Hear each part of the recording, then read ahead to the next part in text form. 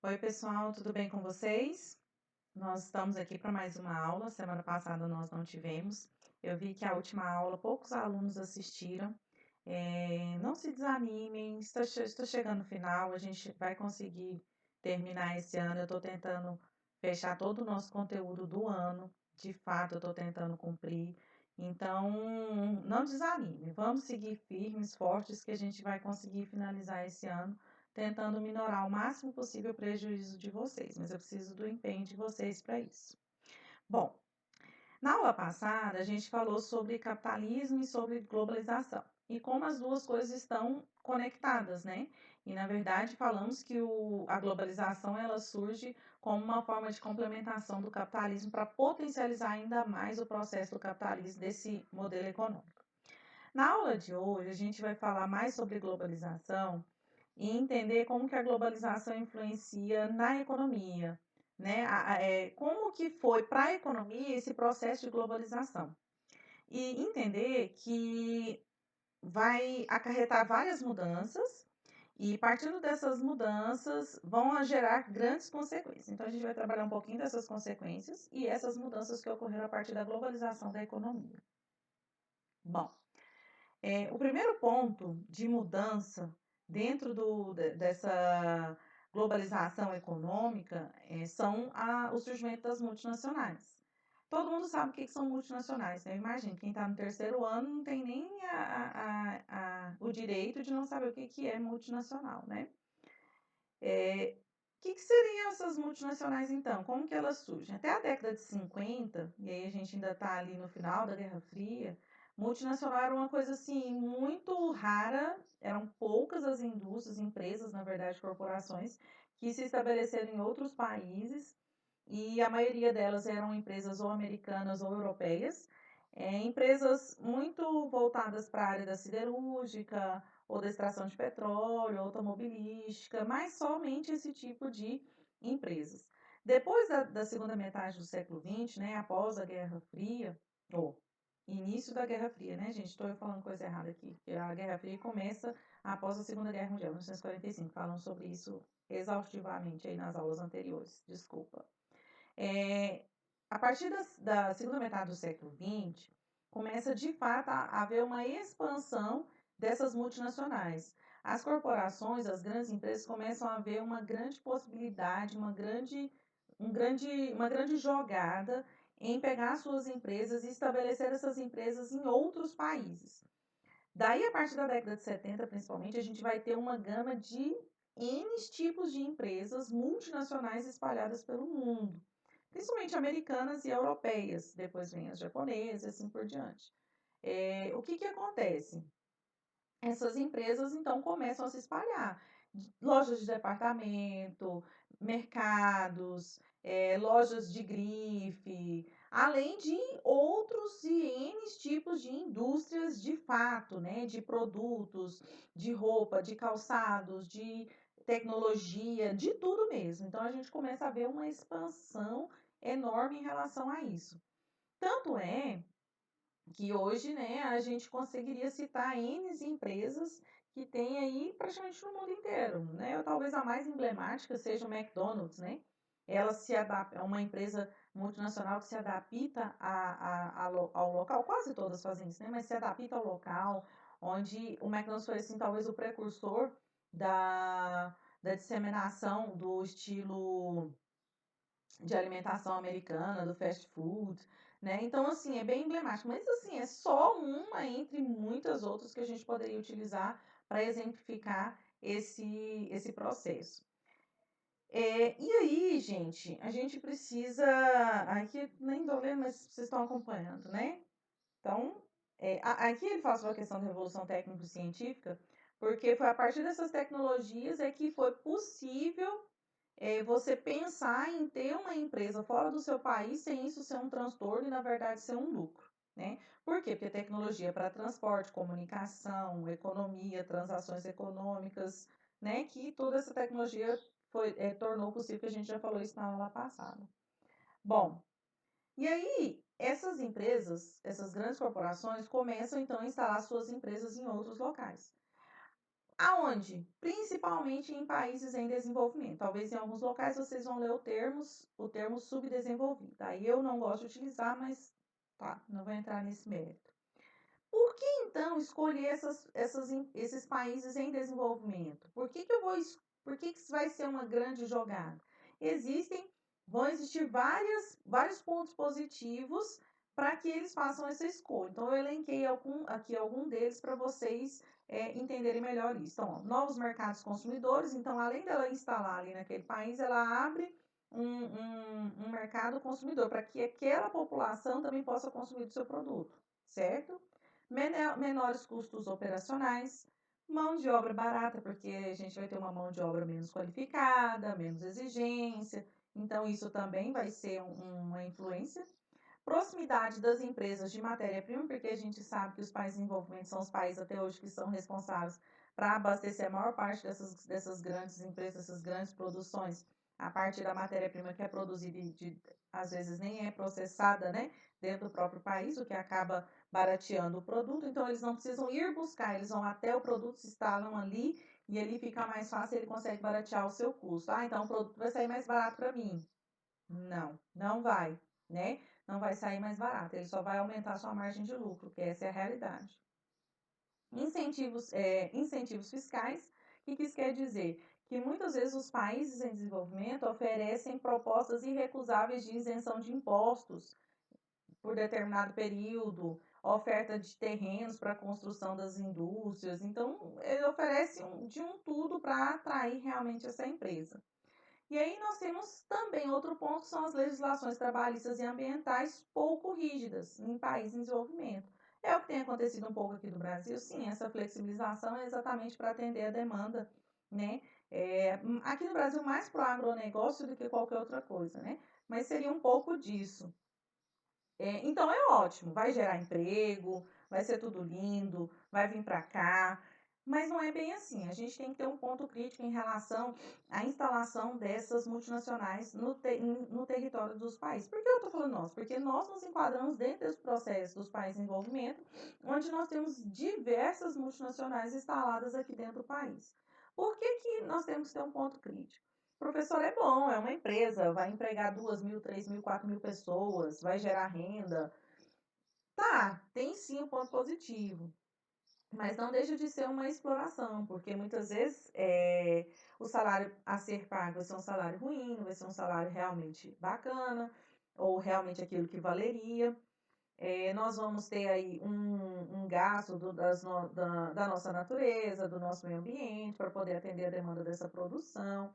Além do fato de que aquilo que é produzido nessa indústria, nessa empresa que acaba estabelecendo no país, o lucro em si, aquilo que ela gera, acaba não sendo investido no país. Ele é enviado para o seu país de origem e é o seu país de origem que vai usufruir muito mais daquilo que é produzido do que de onde realmente ela foi instalada.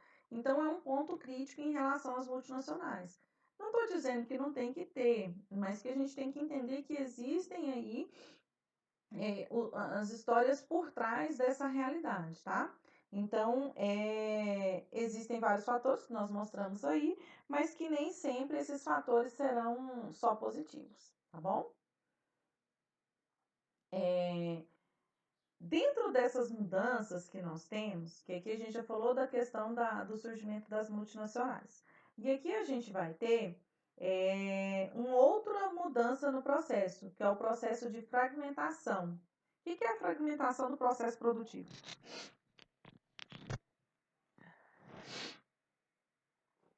O que é a fragmentação do processo produtivo? É quando uma empresa, por exemplo, uma empresa automobilística, ela produz um carro. Ela começa a perceber que é melhor ela fragmentar, dividir o processo em vários locais. Uma parte vai ficar com o interior do carro, uma parte com as peças, outra parte só com a montagem. Quando ela começa a perceber que quando ela faz essa fragmentação, é melhor e mais lucrativo para ela, mesmo que seja em países diferentes, do que eu concentrar tudo numa única região. Por quê? Olha o que ele fala. Elas começam a dividir as etapas de fabricação e montagem de uma mercadoria entre diferentes filiais espalhadas pelo mundo, que chama offshoring. com o objetivo de otimizar a produção.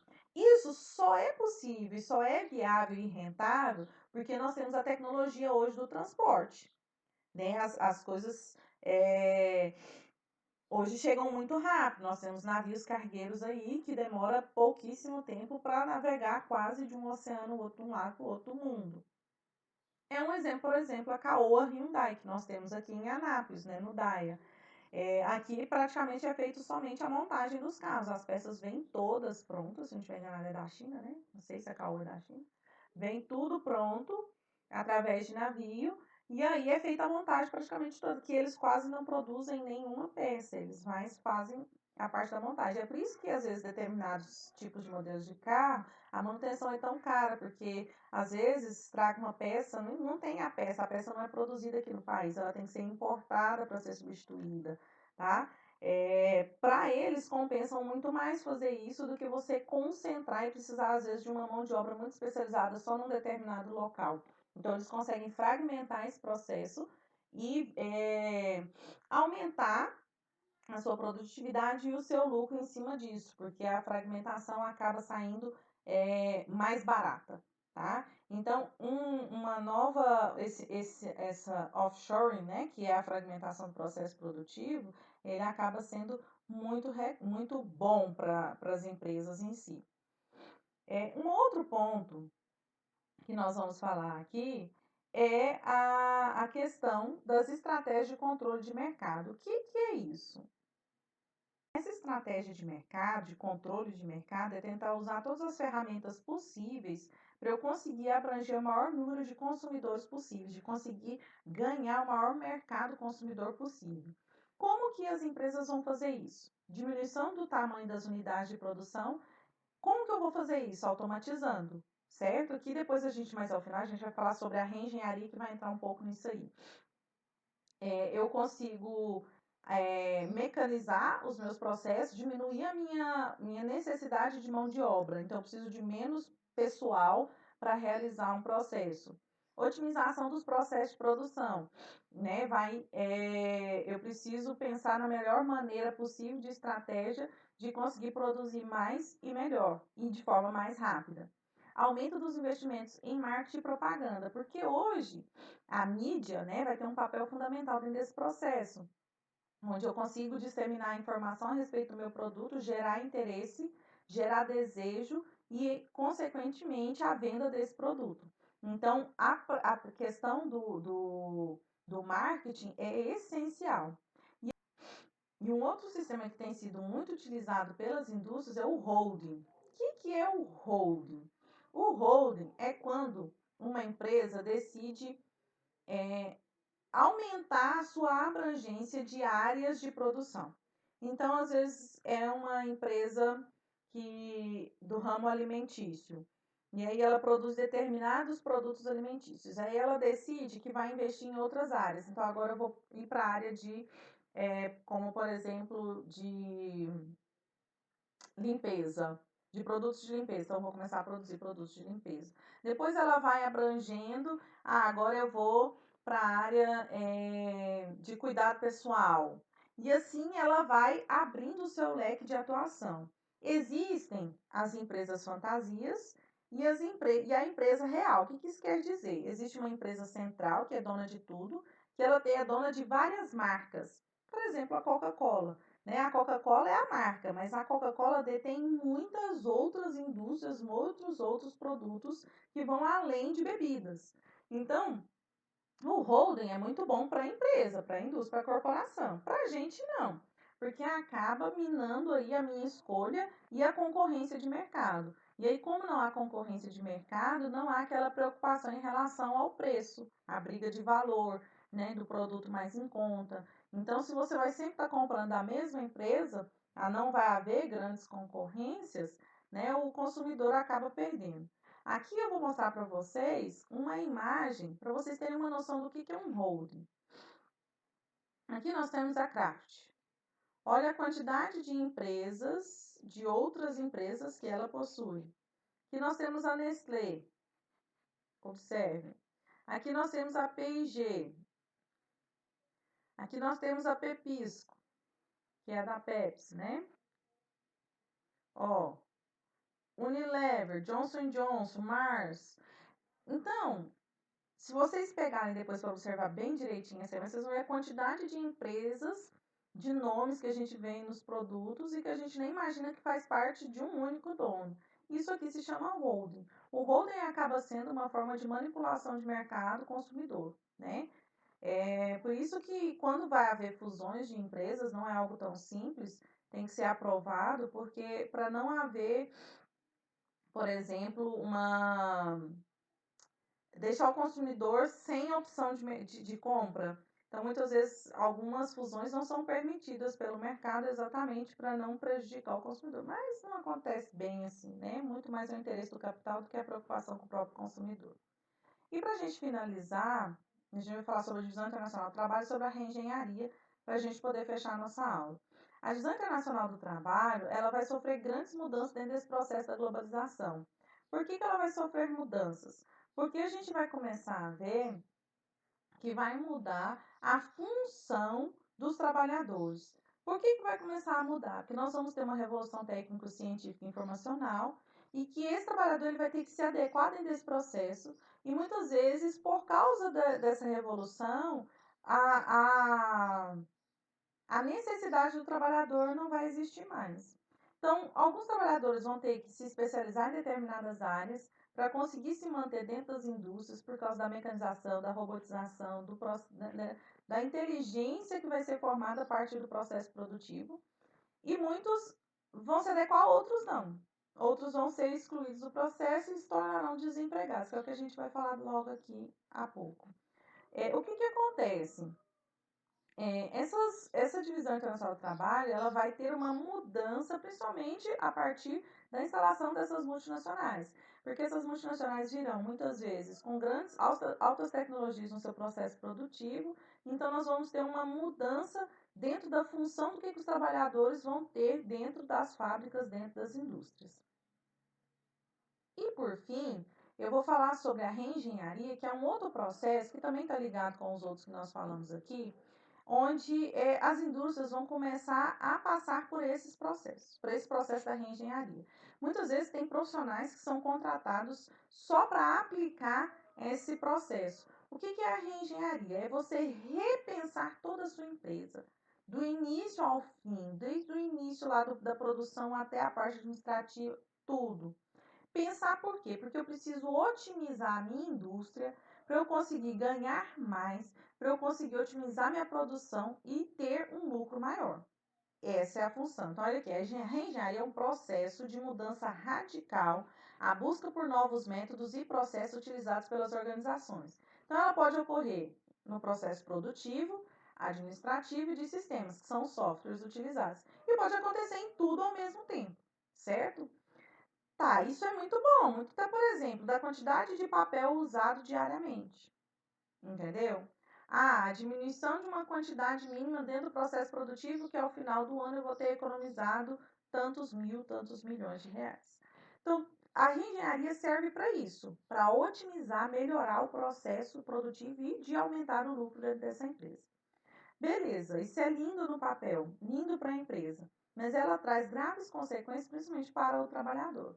Quais são essas consequências? O desemprego, o primeiro delas, porque se vai haver uma, uma mecanização do processo, uma robotização do sistema, a necessidade de mão de obra vai diminuir e eu vou precisar de uma mão de obra especializada que dê conta de movimentar, que dê conta de dar conta de todos aqueles maquinários que foram adquiridos ali. Gera uma subcontratação, né? Então a gente vai. O que é a subcontratação? É quando você faz tudo por contrato. Você já não, em vez de você contratar a pessoa de fato, você vai fazer um contrato e a pessoa não tem aquele vínculo empregatício, né? Ela não vai ter, por exemplo, terminou o contrato, acabou, ela não tem direito trabalhista nenhum, ela não teve contribuição previdenciária nem de FGTS. Então, por quê? Porque as pessoas vão começar a se submeter a esse tipo de processo para conseguir emprego, né? Por quê? Porque não vai ter mais espaço para todo mundo. Essa é a realidade. Então, a subcontratação é uma das realidades dessa reengenharia de todo esse processo da globalização dentro da economia. Um outro problema é a terceirização. Talvez você já tenha ouvido falar muito sobre isso, e é importante a gente frisar isso, porque a terceirização é uma precarização do trabalhador. Por quê? Vamos supor, eu tenho uma empresa farmacêutica, como é bem um exemplo bem claro aqui de Anápolis. E aí a minha empresa, eu preciso de alguém que faça a limpeza da minha empresa. E aí, em vez de eu contratar lá 10 pessoas para poder fazer a limpeza da minha empresa, não. Eu vou contratar uma empresa para poder executar esse serviço para mim. Quantas pessoas elas vão colocar dentro para limpar? Como isso vai se dar? Não sei. Eu vou pagar um valor X para ela e ela vai resolver todo o meu problema. Por que isso é ruim, Arthur? Isso é ótimo? Não, não é. Porque se eu estou colocando um intermediário na contratação de um funcionário. Você acha que essa empresa que está contratando aquele funcionário para executar o serviço na minha empresa vai receber o mesmo valor que ele receberia se eu contratasse diretamente ele? Não, porque a empresa vai ganhar alguma coisa por isso, para fazer esse intermédio, entenderam? Então, por que é a precarização? Porque muitas vezes esse terceirizado, ele não tem carteira assinada, ele vai trabalhar sob regime de subcontrato, né, de contrato de subcontratação, que são os contratos, com período pré-determinado, quando termina, né, ele não vai ter nenhum direito trabalhista. Professora, melhor isso do que ficar desempregado? Sim, mas melhor ainda seria se essa pessoa tivesse um trabalho digno com um salário digno, para ter uma vida mais digna, né? E isso seria o ideal. O que não vem acontecendo. Então, esse processo da terceirização, ele tem sido um processo muito forte atualmente, principalmente aqui no Brasil, mas que é um processo que traz graves problemas, né? Para o trabalhador. Agora, para a empresa que está contratando, não, ela vai pagar um valor X, ela não vai se preocupar, ela não tem que contratar ninguém, ela não tem que passar por processo seletivo, ela não tem que fazer contribuição previdenciária, ela não tem imposto para pagar sobre aquele funcionário, é ótimo, é jóia, né? Mas há uma precarização do trabalhador, sim. Isso vai gerar muitos trabalhadores indo para a informalidade. O que é o ruim da informalidade? O ruim da informalidade é que é aquela pessoa que não vai ter a carteira assinada, ela não vai ter contribuição previdenciária para um dia conseguir aposentar, ela não vai ter seguro desemprego, ela não vai ter seguro em caso de acidente de trabalho. Então ela perde muito quando ela vai para a informalidade. E os autônomos, que é aqueles que começam a trabalhar por conta própria e que, nesse caso dos autônomos, alguns até optam por fazer a contribuição previdenciária. Muitos não, mas o ideal é você fazer a contribuição previdenciária de forma autônoma. O que é um autônomo, gente? Quem, por exemplo, é um manicure, ele é autônomo, trabalha em casa, faz a unha. Um serralheiro que seja, um pedreiro, eles são autônomos. O ideal é que essa população, mesmo que seja faça o plano mais básico, mas para contribuir para a Previdência. Principalmente porque são trabalhos que demandam força física e que esse tipo de pessoa não vai conseguir ter a força física e executar esse trabalho para o resto da vida. Vai chegar uma hora, né, que o corpo da gente não aguenta. E aí o necessário é o quê? Você conseguir, né, uma aposentadoria, mas só pode conseguir aposentadoria se contribuir. Então, tem muita gente que quer aposentar, mas nunca contribuiu para a Previdência. Então, às vezes, se você conhece seu pai ou alguém, né, próximo de você está nessa situação, tentar regularizar para no futuro conseguir colher esse fruto e poder descansar, porque a vida da gente é muito pesada, muito corrida, né? Então, eu sempre falo muito isso, que é necessário fazer essa contribuição previdenciária. Para até, às vezes, uma manicure, né? Ela tem um acidente, machucou a mão, ou problema de coluna, não consegue trabalhar, vai ficar sem o seu sustento. Sim, mas se ela tiver contribuição previdenciária, ela vai poder tirar licença saúde, se afastar por um tempo e receber um salário até ela conseguir se reestabelecer e conseguir novamente voltar ativa. Bom, gente, a nossa aula era isso de hoje. Na semana que vem a gente volta com outros temas, com outros conteúdos.